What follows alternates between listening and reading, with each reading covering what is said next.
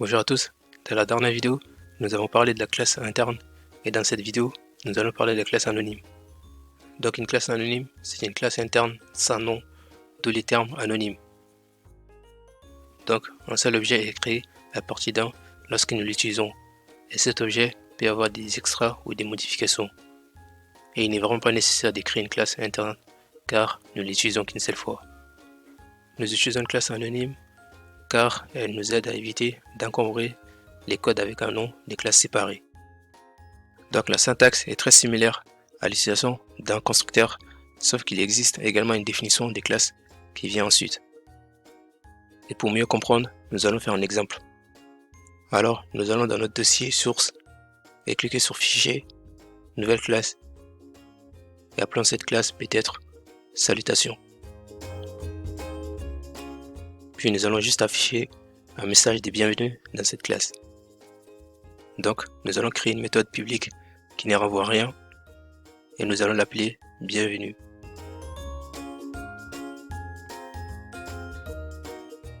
Ensuite, nous allons juste afficher un message tel que Hello World par exemple.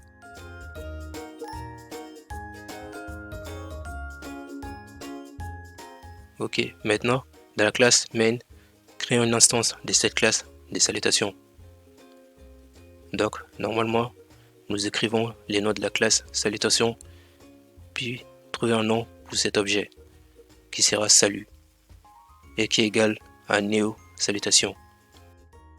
Et puis ensuite, nous pouvons utiliser cette méthode en écrivant salut pour le nom de la fonction. Et lorsque nous l'exécutons, il affiche Hello World. Maintenant, nous pouvons utiliser une classe anonyme. Donc ce que nous allons faire, avant les points virgules de l'instance de la classe salutation, nous allons ajouter un ensemble d'accolades. Maintenant, c'est comme une toute nouvelle définition des classes. Nous pouvons en fait copier la méthode bienvenue de la classe salutation et la coller ici. Et ce que je vais faire maintenant est peut-être de changer ces messages.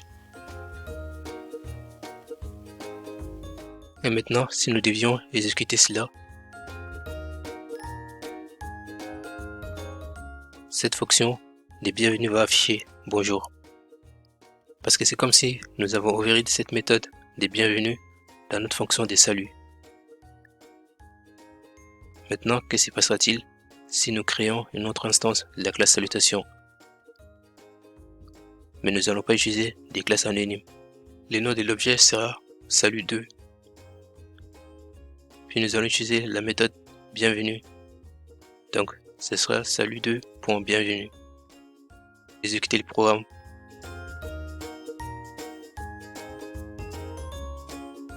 Donc, le premier salut est bonjour. Le deuxième salut sera Hello World.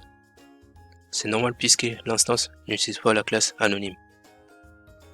C'est donc l'une des utilisations des classes anonymes, parce que vous pouvez apporter des extras ou des modifications à un objet spécifique. Et c'est vraiment utile si vous n'avez pas envie de créer une classe interne dans une autre classe. Et si vous n'avez vraiment besoin de l'utiliser qu'une seule fois. Bah écoutez, je pense que c'était tout pour cette vidéo. J'espère que vous avez à peu près compris c'était quoi les classes anonymes. Donc je vous dis à la prochaine.